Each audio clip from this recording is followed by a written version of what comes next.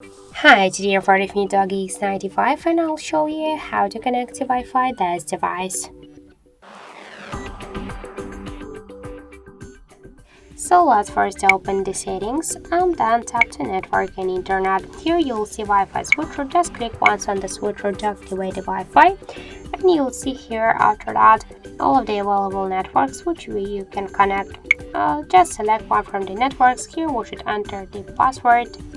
If you want to see this password, click to the Show Password checkbox, then just tap to connect. Wait a couple of seconds, and now we can see that our device successfully connected to this network.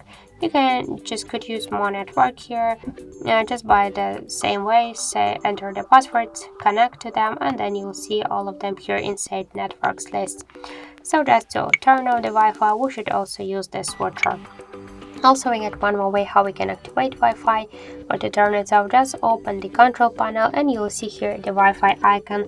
Just click once on this icon to activate it and to turn it off. As you can see, that's so simple. And to launch Wi-Fi settings from here, hold for a while the Wi-Fi icon, and that's it. So thank you for watching, and if you find this video helpful, leave thumbs up and subscribe.